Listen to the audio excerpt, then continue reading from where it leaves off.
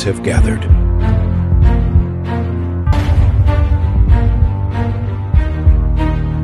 Hundreds of auditionees across 5 key regions around the country.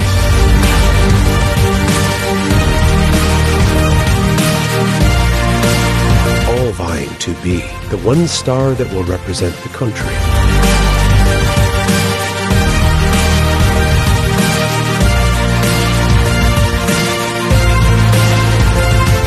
Winner lagi! Hoy! Ako po si Mary Joy Parasan from Barangay Aperlabay, General Santos City. Hi, I am Francis Alin Sonorin. I am 22 years old and I am from City of Naga, Cebu. Hello po, I'm Danilo Lipao-Pao Jr., 32 years old from South Caloocan City.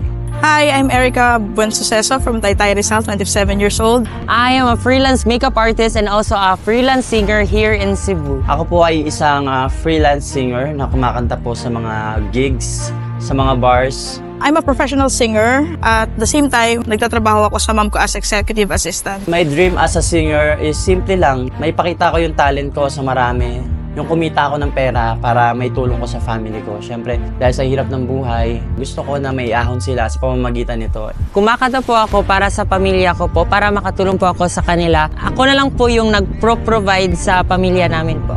Ang inspirasyon ko po talaga sa pagkanta is yung family ko po talaga. Especially to my mother. Sa mga supporters ko rin po, naging inspirasyon ko rin po sila.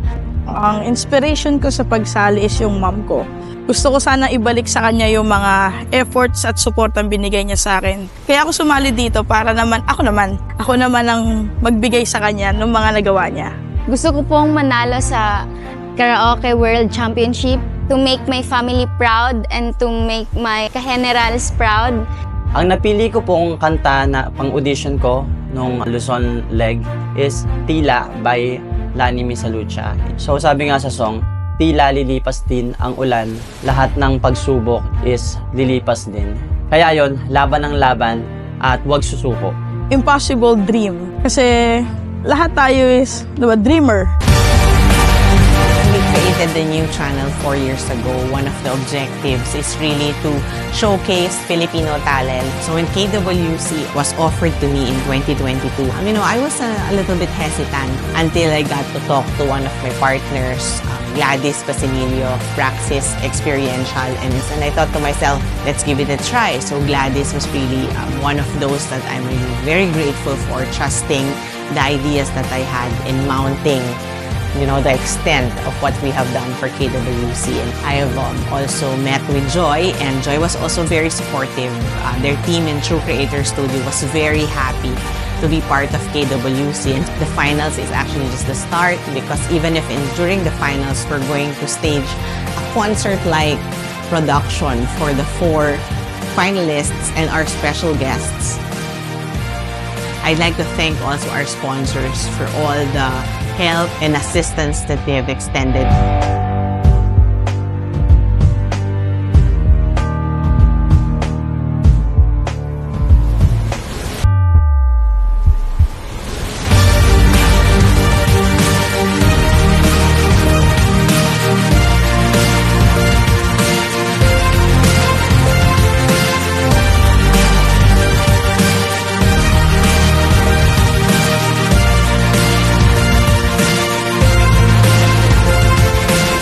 The work has just begun. I'm really glad that through TNC and through KWC, we're able to show new things to all of you, and we are able to allow many people, most especially our finalists, allow them to have new experiences through us. I am Francis Alin Sonorin. I am the KWC Philippines 2024 Visayas winner.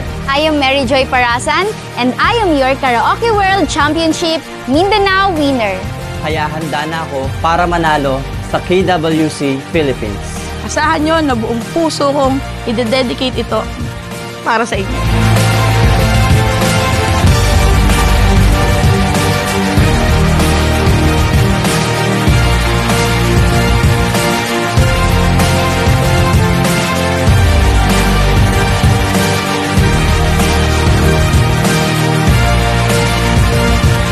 Karaoke World Championships Philippines.